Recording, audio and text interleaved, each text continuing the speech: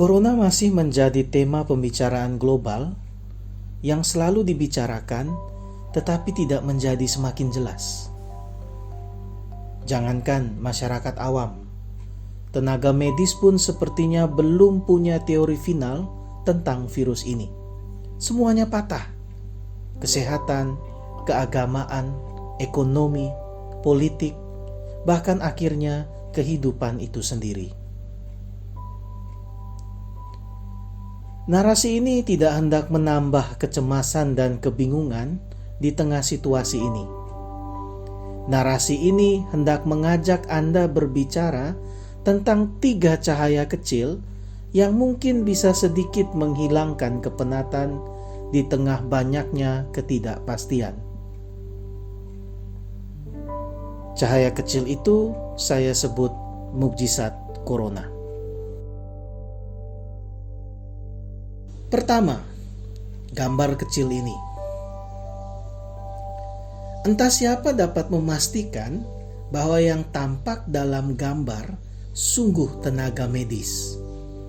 Dan apakah mereka berasal dari berbagai latar belakang agama dan budaya. Namun, itu tidak penting. Itu bukan poinnya. Poinnya adalah pada kata-kata yang mengomentari gambar itu.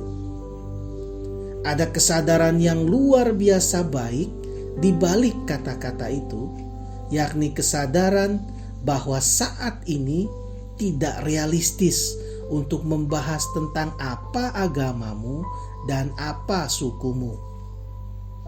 Yang realistis adalah membahas tentang apa yang bisa saya buat untuk keselamatan diri saya sendiri dan orang lain. Apapun agama, suku, kubu politik, dan latar belakang ekonomimu. Ya, ini cahaya kecil yang dapat kita sebut mukjizat corona. Mudah-mudahan cahaya kecil ini tidak hanya ada pada gambar ini, tetapi juga pada hati dan pikiran semua warga Indonesia. Kedua, kisah dari kelompok kecil yang menyebut diri Katolik tentang bagaimana memelihara iman sambil tetap taat pada peraturan keselamatan umum. Ya, cerita tentang kita, tentang betapa kuatnya gereja memelihara iman di tengah ancaman corona. Majalah Hidup edisi 19 April 2020, beberapa channel YouTube pribadi, dan status Facebook atau WA, serta beberapa berita online menunjukkan indahnya perayaan Paskah tahun ini.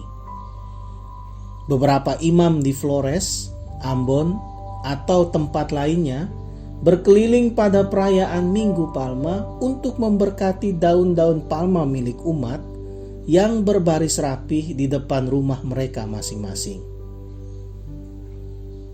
Demikian juga pada hari Kamis Putih. Beberapa imam berkeliling mengarak sakramen Maha Kudus dan umat dengan khidmat memberi penghormatan dari depan rumah masing-masing. Demikian juga pada Jumat Agung. Imam berkeliling mengarak salib dan umat memberi hormat dari depan rumah mereka masing-masing. Ini kisah yang indah. Di beberapa daerah perkotaan, foto tentang bagaimana umat Katolik merayakan misa dari rumah masing-masing secara live streaming ikut meramaikan media sosial. Dari rumah, tapi tetap kusyuk. Itu mungkin komentar yang bisa saya berikan. Di beberapa daerah pedesaan yang tidak selalu ada sinyal internet dan tidak semua masyarakat memiliki HP Android, toa menjadi solusi cerdas untuk misa dari rumah. Toa dipasang di gereja ke berbagai penjuru desa sehingga suara imam yang memimpin misa dari gereja terdengar sampai ke rumah-rumah umat, dan dengan hikmat umat mengikuti Ekaristi dari rumah masing-masing. Ini cahaya kecil tentang betapa tangguhnya gereja. Gereja tidak patah oleh wabah. Iman Katolik tidak terpenjara dalam gedung gereja, tetapi hidup dengan nyata dalam hati umat. Sehingga ketika gereja harus disegel karena corona, iman tetap hidup dengan membara. Ini mukjizat corona, tanda harapan di tengah berbagai keterpurukan.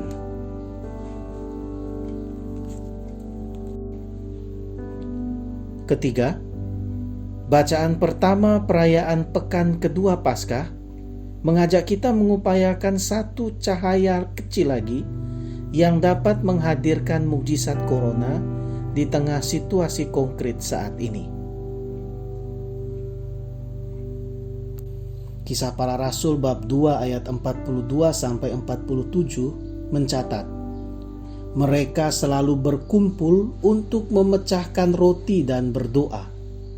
Semua orang yang telah menjadi percaya tetap bersatu, dan segala kepunyaan mereka adalah kepunyaan bersama.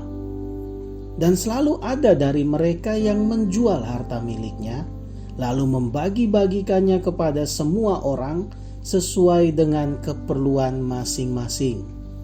Mereka memecahkan roti dari rumah masing-masing secara bergilir dan makan bersama-sama dengan gembira dan dengan tulus hati sambil memuji Allah.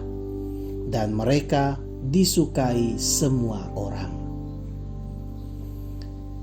Kita bisa menjadi cahaya kecil di tengah situasi saat ini dengan tetap taat pada peraturan pemerintah.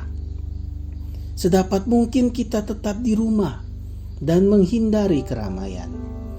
Kita tetap bertekun dalam doa dan ekaristi meski dari rumah masing-masing. Kita mau merelakan sebagian dari milik kita untuk orang lain yang mungkin tidak seberuntung kita.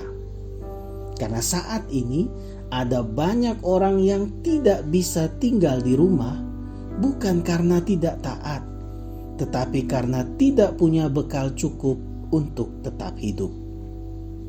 Pertanyaannya, apakah kita mau menjadi cahaya? Apakah kita mau menjadi mukjizat corona? Anda yang menjawabnya.